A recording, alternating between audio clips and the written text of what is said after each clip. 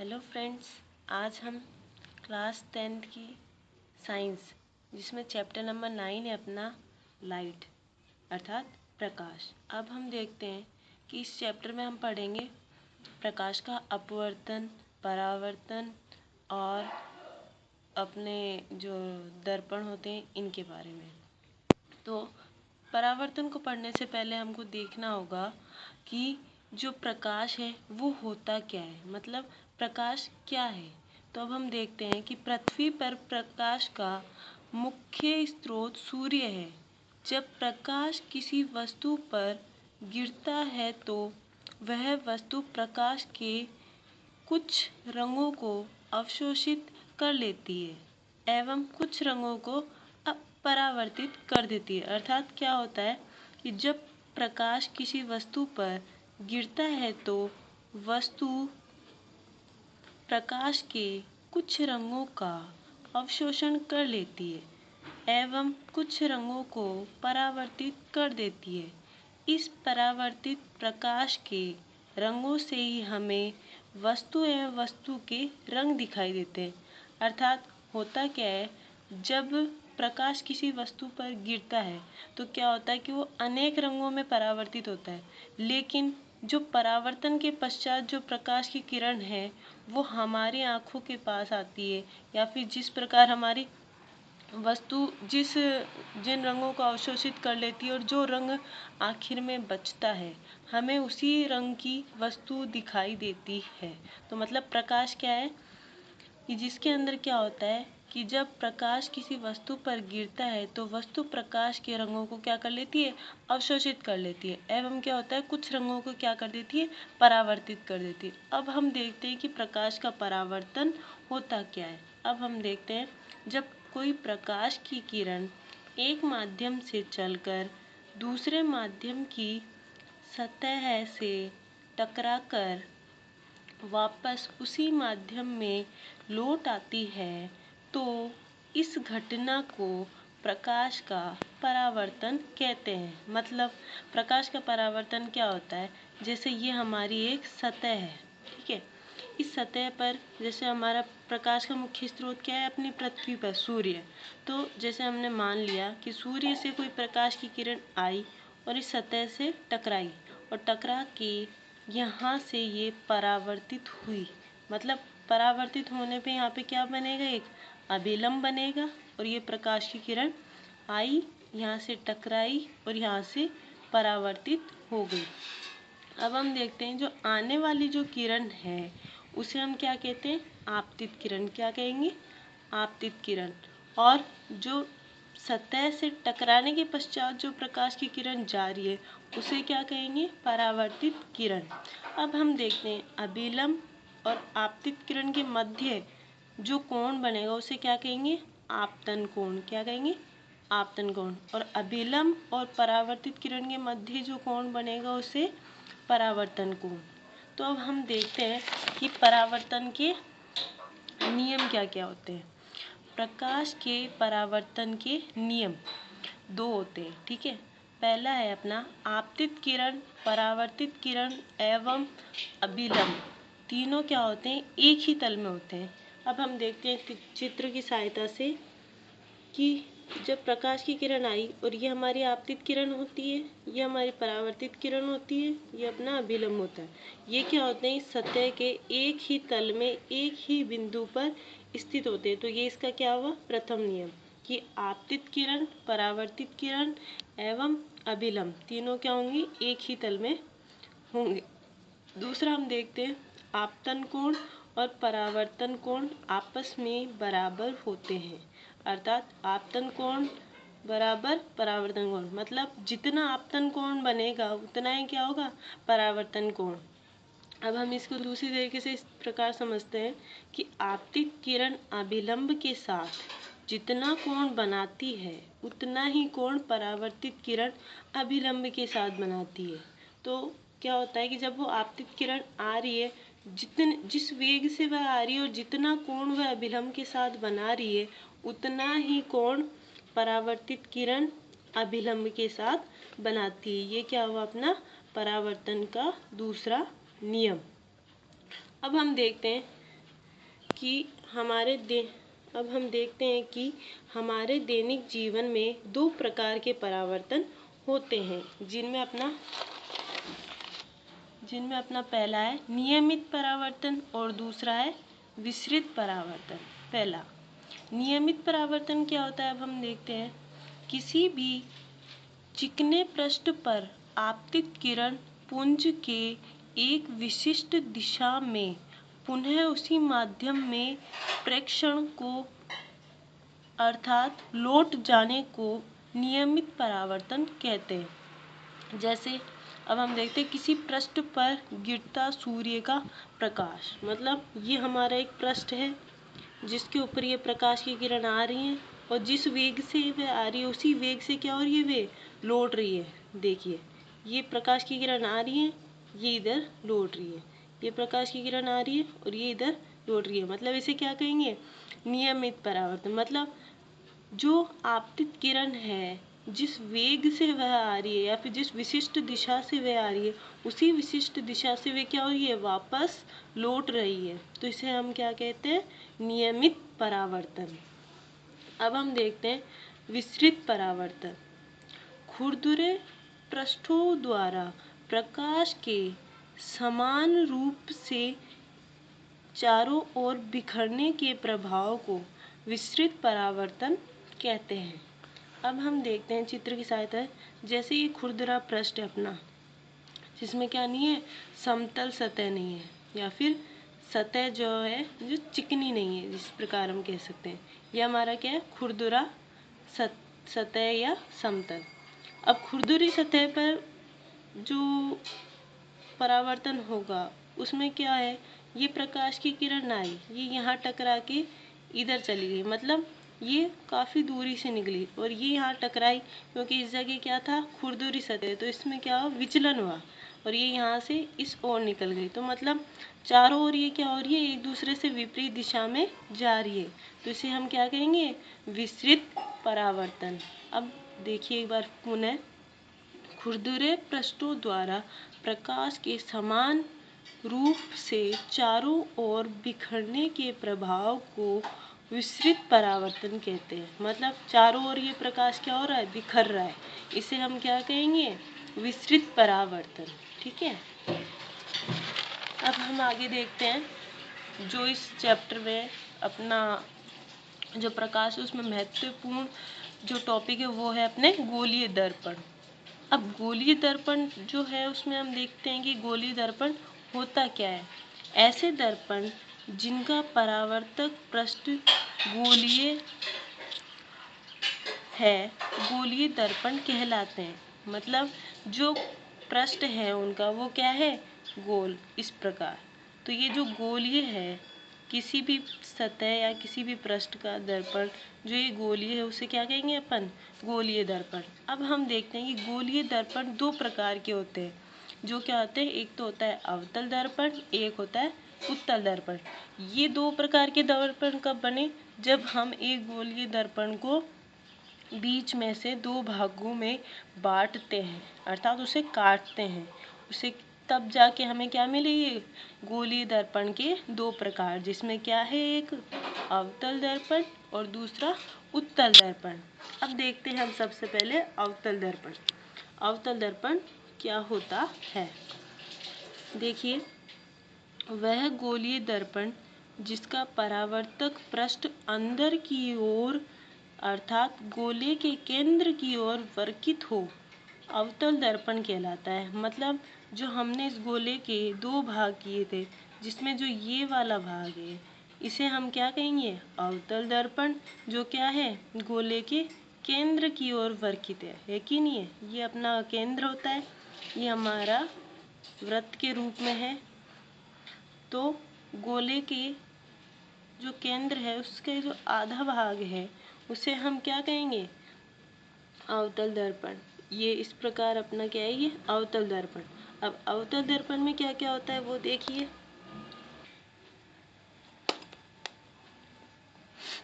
देखिए वक्रता त्रिज्या C, F क्या होता है अपना फोकस, और जो बीच में है वो क्या होगा अपना O ध्रुव, और ये क्या होती है बीच में मुख्य अक्ष। अब देखिए उत्तल दर्पण क्या होता है। वह गोलीय दर्पण जिसका परावर्तक पृष्ठ बाहर की ओर वर्कित हो उत्तल दर्पण कहलाता है, अर्थात इस प्रकार। और इसमें भी वही होंगे ध्रुव, फोकस, वक्रता केंद्र, यही। और ये अपनी मुख्य अक्ष। तो अगर हम अवतल और उत्तल में डिफरेंस लाएं तो क्या होता है, ये एक ब्रैकेट रूप बनाते हैं। मतलब ये हमारा हो गया अवतल और ये हमारा हो गया उत्तल दर्पण। तो इस प्रकार हम इसे याद करने की एक ट्रिक मान सकते हैं। ये एक ब्रैकेट के रूप में अपन इसे याद कर ले कि उत्तल और अवतल। तो अव, ठीक है। अब हम आगे देखते हैं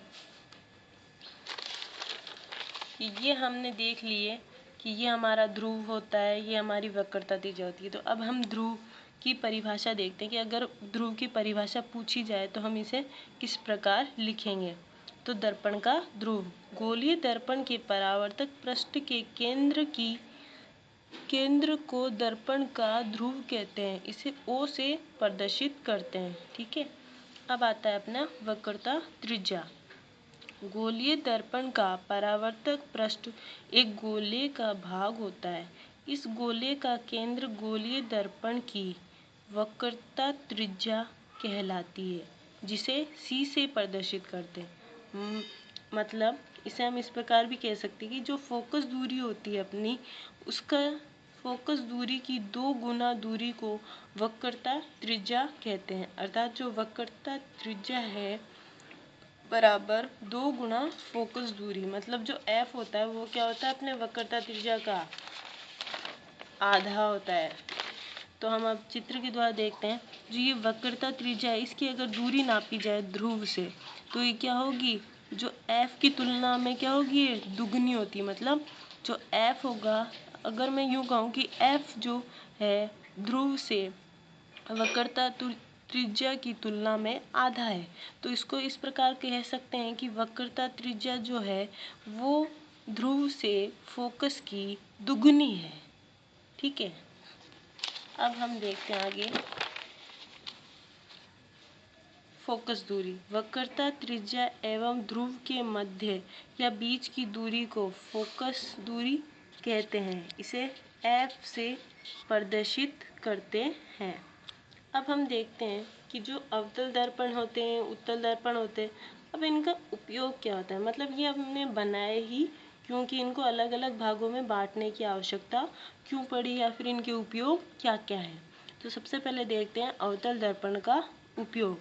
इसका उपयोग सामान्यतः शेविंग दर्पण के रूप में टॉर्च, सर्चलाइट तथा वाहनों के अग्रदीपों मतलब हेडलाइट्स में प्रकाश का शक्तिशाली समांतर किरण पुंज प्राप्त करने के लिए किया जाता है।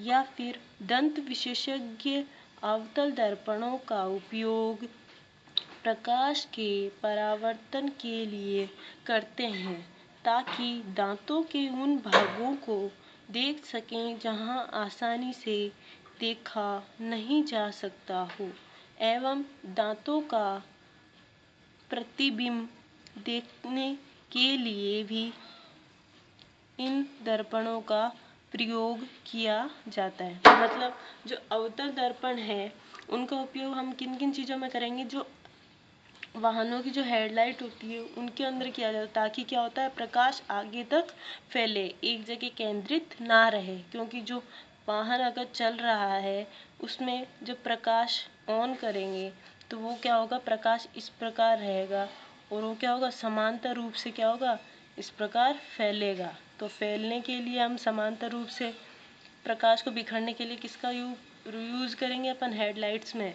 अवतल दर्पणों का। और जो अपने दांतों के अंदर जो छोटा भाग होता है जिसको आसानी से डॉक्टर्स देख नहीं पाते या फिर विशेषज्ञ आसानी से देख नहीं पाते कि भाई यहाँ पे कोई समस्या है या नहीं, तो उसे उसका बड़ा प्रतिबिंब प्राप्त करने के लिए अर्थात उसको बड़े रूप में देखने के लिए किसका उपयोग करते हैं वे, अवतल दर्पण का। अब हम देखते हैं अवतल दर्पण में बिंब की भिन्न भिन्न स्थितियों के लिए प्रतिबिंब प्राप्त करना। मतलब कि इसमें क्या होगा, ये हम स्थितियां लेंगे अलग अलग, जिनके अंदर हमें प्रतिबिंब प्राप्त होगा। पहला हम लेते हैं, यदि बिंब की स्थिति अनंत पर हो तो प्रतिबिंब हमें कहाँ मिलेगा, फोकस पर। अब हम देखते हैं, ये हमारा अवतल दर्पण है, ये हमारी मुख्य अक्ष जिसमें ये वक्रता त्रिज्या, फोकस, ध्रुव, ठीक है। ये हमारी अनंत से कोई प्रकाश किरण आ रही है जो एक यहाँ दर्पण से टकराकर फोकस से निकल गई। दूसरी किरण में क्या है, यहाँ से टकराकर यहाँ फोकस से निकल गई।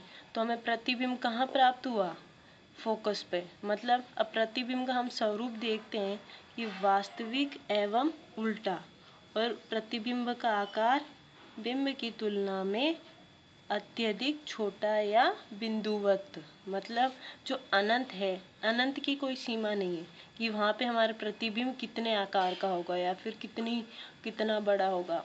तो वो इतना बड़ा प्रतिबिंब है, वहाँ से कोई प्रकाश की किरण आ रही है और ये फोकस से टकरा के जा रही है और हमें यहाँ पे बिंदु के रूप में मिल रही है। तो हम देखते हैं कि जो बिंब है उसकी तुलना में जो हमें प्रतिबिंब प्राप्त हुआ वो क्या हुआ, छोटा प्राप्त होता है, ठीक है। अब हम दूसरी स्थिति में आते हैं कि यदि बिंब फोकस F पर हो तो प्रतिबिंब अनंत पर प्राप्त होता है। अर्थात क्या कह रहा है कि यदि ऊपर हमने क्या लिया था, अनंत पर बिंब लिया और हमें प्रतिबिंब कहाँ मिला, फोकस पर। अब हम ले रहे हैं फोकस पर, तो प्रतिबिंब हमें कहाँ प्राप्त होगा कि वह अनंत पर प्राप्त होता है। तो अब हम देखते हैं, हमने फोकस पर हमारा ये हमने एक प्रतिबिंब ले लिया कि कुछ इस प्रकार हमारा बिंब है, ठीक है। ये हमने बिंब लिया फोकस पे, यहाँ से प्रकाश की किरण आई, यहाँ से टकरा के अपने फोकस से निकल गई, और दूसरी प्रकाश की किरण आई और वो ध्रुव से होते हुए सीधी निकल गई। मतलब जो दोनों प्रकाश की किरणें वे समांतर जा रही है, वो कहीं ना कहीं अनंत पर मिलेगी या फिर एक दूसरे को काटेगी। जहाँ ये दोनों रेखाएं आपस में काटेगी वहाँ हमें क्या मिलेगा, हमारा प्रतिबिंब। मतलब जो बिंब है उसकी एक प्रकाश की किरण फोकस से जाती है और दूसरी कहाँ से जाती है, ध्रुव से। तो ये दोनों प्रकाश की किरणें अनंत पर जाके एक दूसरे को काटेगी, तो हमारा जो प्रतिबिंब है वो हमें कहाँ प्राप्त होगा, अनंत पर। तो अब हम देखते हैं कि प्रतिबिंब का स्वरूप कैसा होगा, वास्तविक होगा एवं क्या होगा, उल्टा। ताकि क्योंकि ये नीचे बन रहा है, तो यहाँ क्या होगा, इस प्रकार हमें अनंत पे कोई प्रतिबिंब प्राप्त होगा। अब हम देखते हैं कि प्रतिबिंब का आकार क्या होगा, जो क्या होगा, बिंब की तुलना में बहुत बड़ा होगा कि नहीं होगा। ऊपर हमने क्या लिया था, अनंत पे बिंब लिया था और हमें प्रतिबिंब कहाँ मिला था, फोकस पे। अब हमने लिया है फोकस पे लिया है और कहाँ मिल रहा है हमें, अनंत पे। तो अनंत पे क्या मिलेगा हमें, बिंब की तुलना में अत्यधिक बड़ा प्रतिबिंब। अब हम आगे देखते हैं इसकी तीसरी स्थिति, जिसमें क्या है, यदि बिंब की स्थिति वक्रता त्रिज्या अर्थात वक्रता केंद्र C पर हो तो प्रतिबिंब वक्रता केंद्र C पर ही प्राप्त होता है। मतलब हमने पहले अनंत पे लिया, फिर हमें फोकस पे मिला, फिर हमने फोकस पे लिया, अनंत पे मिला। अब हम ले रहे वक्रता केंद्र पे अर्थात वक्रता त्रिज्या पे हम यहाँ पे जो है हमारा बिंब ले रहे हैं। तो एक प्रकाश की किरण आई, फोकस से टकरा के चली गई। दूसरी प्रकाश की किरण आई, फोकस से होते हुए दर्पण के इस कॉर्नर पे टकरा के यूं समांतर चली गई सीधी, जिसे जहाँ पे ये दोनों रेखाएं एक दूसरे को काट रही है वहाँ पे क्या मिला हमें, हमारा प्रतिबिंब। तो ये प्रतिबिंब कैसा मिला, बिल्कुल जिस प्रकार का हमारा बिंब था उसी प्रकार का हमें क्या मिल रहा है, प्रतिबिंब। तो अब हम देखते हैं कि प्रतिबिंब का स्वरूप क्या है, वास्तविक एवं उल्टा है कि नहीं है। जैसा हमारा बिंब था उसकी तुलना में बिल्कुल उल्टा है। एवं प्रतिबिंब का आकार बिंब के समान आकार का प्रतिबिंब। मतलब जैसा हमने बिंब लिया था बिल्कुल उसी प्रकार का क्या मिला हमें, प्रतिबिंब। तो हम क्या देखते हैं कि जब हम अनंत पे लेते हैं तो फोकस पे हमें बिंदुवत मिलता है और जब हम फोकस पे लेके अनंत पे बनता है हमारा प्रतिबिंब तो वह बहुत बड़ा मिलता है। लेकिन जब हम वक्रता केंद्र C पर लेते हैं तो हमें जैसा बिंब होगा उसी प्रकार का प्रतिबिंब प्राप्त होता है। अब हम इसकी चौथी स्थिति देखते हैं कि उसमें क्या है। यदि बिंब वक्रता केंद्र C और फोकस F के बीच हो तो क्या हो। ये हमारा वक्रता केंद्र C, फोकस ये हो गया, इन दोनों के बीच में मैंने ये प्रतिबिंब लिया। तो एक प्रकाश की किरण यहाँ से आई और ये फोकस से चली गई। दूसरी प्रकाश की किरण आई और ये दर्पण से फोकस से होते हुए दर्पण के इस कॉर्नर पे टकरा के सीधी निकल गई। मतलब जिस जगह ये प्रकाश की किरणें आपस में काट रही है वहीं पे हमें क्या मिलेगा, हमारा प्रतिबिंब। तो वे कहाँ मिल रहा है हमें, इधर अनंत है और ये हमारा क्या है, वक्रता केंद्र। तो हम क्या कह सकते हैं, वक्रता केंद्र C एवं अनंत के मध्य। तो प्रतिबिंब C अर्थात वक्रता केंद्र और अनंत के बीच बनता है और प्रतिबिंब का आकार कैसा होगा, बिंब से बड़ा और वास्तविक और उल्टा। मतलब जिस प्रकार का हमने बिंब लिया था बिंब की तुलना में क्या है, ये थोड़ा बड़ा है। तो वो क्या है, हमारा प्रतिबिंब का आकार। ठीक है, अब हम इसकी पांचवी स्थिति देखते हैं।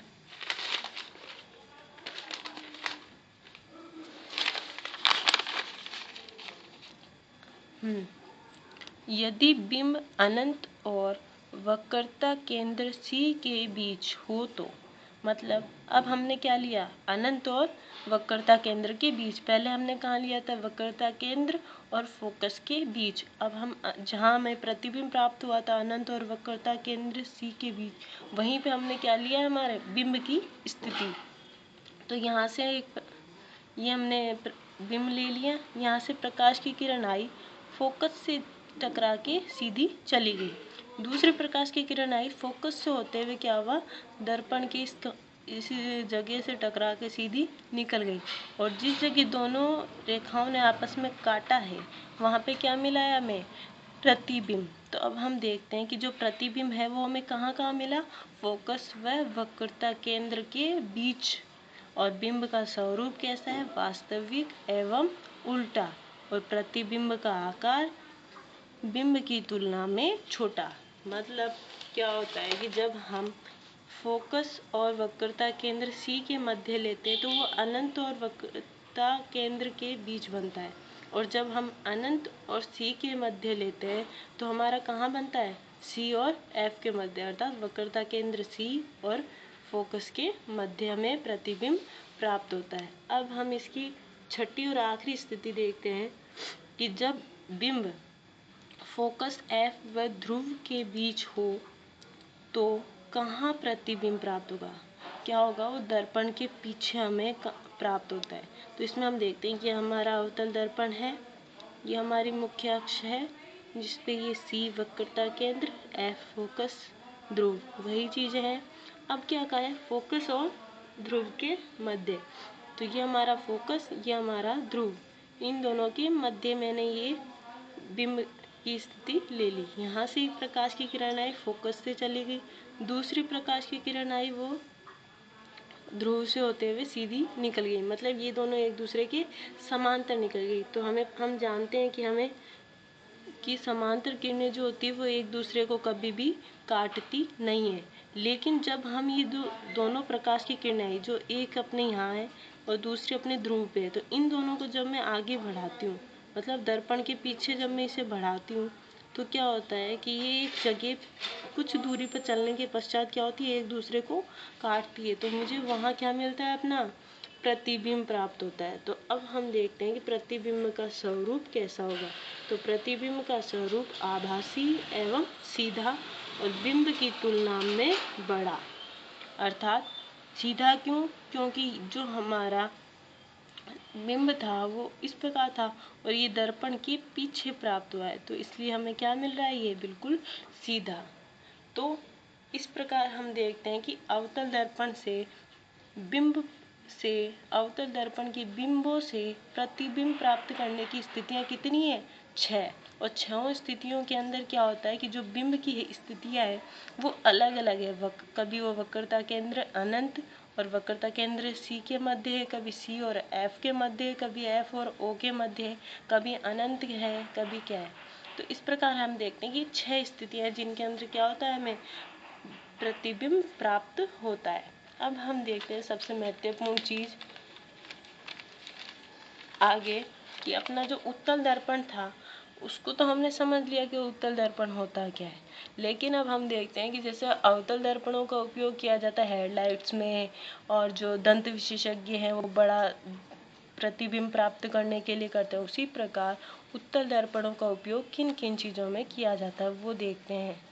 तो उत्तल दर्पणों का उपयोग, उत्तल दर्पणों का उपयोग सामान्यतः वाहनों के पश्च दृश्य देख दर्पणों के साथ किया जाता है। मतलब जो वाहनों की जो पीछे की लाइट्स होती विंग्स, उनके अंदर क्या किया जाता है, उत्तल दर्पणों का उपयोग, जिससे क्या होता है जो पीछे के दृश्य है, मतलब पीछे से जो वाहन आने के लिए जो हम साइड्स ग्लास के अंदर जो देखते हैं प्रतिबिंब, वो किसके द्वारा देखते हैं, हम उत्तल दर्पण के द्वारा। जिससे क्या होता है जो दूर से आने वाला जो है, मतलब जो पास हमें दिखाई दे, जिससे हमें कोई चीज पास दिखाई दे कि वही पीछे इस प्रकार कुछ आ रहा है या ये वाहन आ रहा है।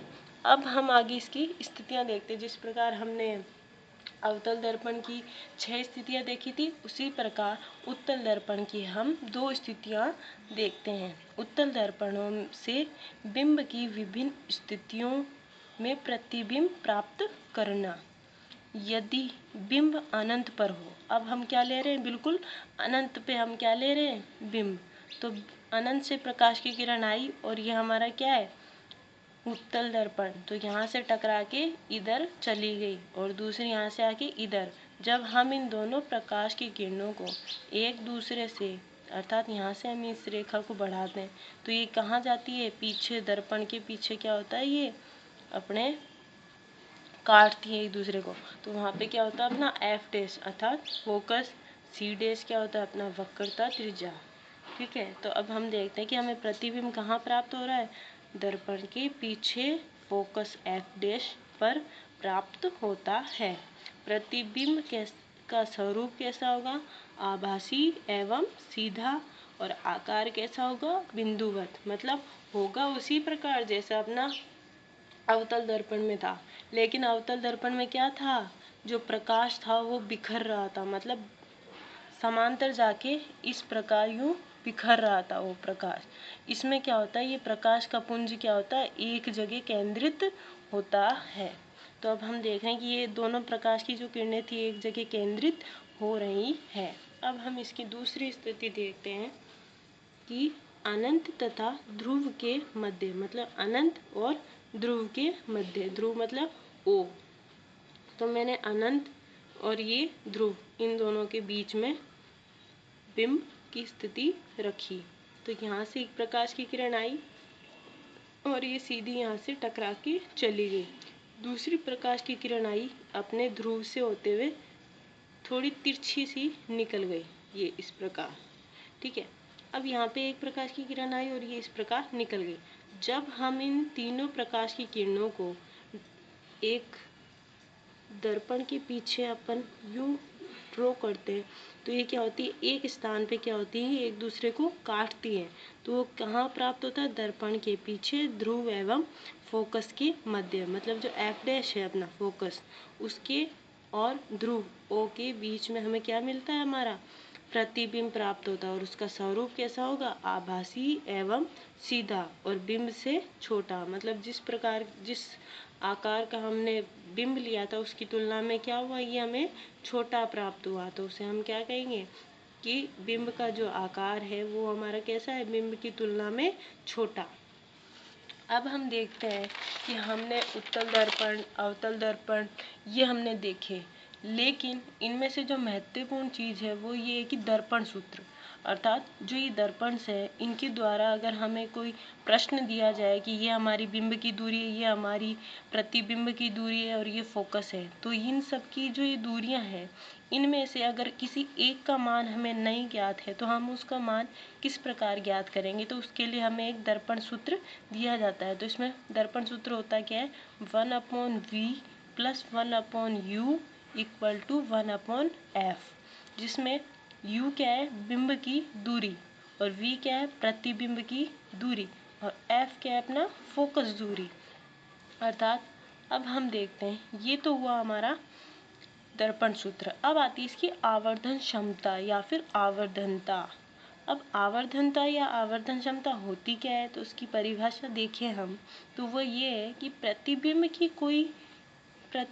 की ऊंचाई और बिंब की ऊंचाई के अनुपात को दर्पण की आवर्धनता या आवर्धन क्षमता कहते हैं। मतलब जिस ऊंचाई का प्रतिबिंब होगा उसका, और बिंब की ऊंचाई मतलब जितनी ऊंचाई का हमारा बिंब होगा, तो उन दोनों की ऊंचाई के अनुपात को, मतलब m बराबर स्मॉल m, कैपिटल M नहीं आएगा अपना, आवर्धनता को हम स्मॉल m के द्वारा प्रदर्शित करते हैं। तो स्मॉल m बराबर h' अर्थात माइनस के v/u, ये क्या हुई हमारी आवर्धन क्षमता या फिर आवर्धनता। तो अब हम इसे एक प्रश्न के द्वारा समझते हैं। जैसे ये एक अपना आंकिक प्रश्न है कि एक अवतल दर्पण की फोकस दूरी 30 सेंटीमीटर है। यदि एक बिंब 40 सेंटीमीटर पर रखा है तो प्रतिबिंब की स्थिति बताइए और प्रतिबिंब की आवर्धन क्षमता को ज्ञात कीजिए। मतलब हमें क्या क्या दिया है, दर्पण की फोकस दूरी अर्थात f हमें कितनी थी, माइनस के 30 सेंटीमीटर, और बिंब की दूरी u बराबर हमें कितनी दी है, माइनस के 40 सेंटीमीटर, और प्रतिबिंब की स्थिति v बराबर हमें ज्ञात करनी है, और m बराबर हमें क्या करना है, ज्ञात करना है। m क्या है, अपनी आवर्धन क्षमता। अब हम देखते हैं, सबसे पहले हमने क्या किया, दर्पण सूत्र में 1/v हमें ज्ञात करना है, प्लस 1/-40 इक्वल टू माइनस के 1/30। ठीक है, अब हम 1/v इक्वल टू जो ये माइनस के 40 है उसको इस ओर लेके आते हैं, तो ये क्या हो जाता है, प्लस में। तो जब हम इसका एलसीएम लेते हैं तो वो क्या हो गया, 120 माइनस के 4 प्लस के 3 बट्टे 120। तो इस प्रकार हमारा v जो है वो कितना आता है, माइनस के 120 सेंटीमीटर। हमने v दर्पण सूत्र से ज्ञात कर लिया। अब हम आवर्धन क्षमता ज्ञात करते हैं। आवर्धन क्षमता का सूत्र क्या होता है अपना, m बराबर माइनस के v/u, मतलब m बराबर अपनी v की वैल्यू कितनी आई है, माइनस के 120, और अपना u कितना है, माइनस के 40। तो अगर फिर हम m का मान कितना आता है अपने पास, m बराबर माइनस के 3। तो इस प्रकार हमारे दर्पण सूत्र से हम इनमें से बिंब की दूरी, प्रतिबिंब की दूरी, फोकस दूरी, इस प्रकार हम क्या करते हैं, 3 में से अगर हमारे पास 2 चीज़ें ज्ञात है तो हम क्या कर सकते हैं, जो अननोन है या फिर जो हमें ज्ञात नहीं है वो हम आसानी से ज्ञात कर सकते हैं।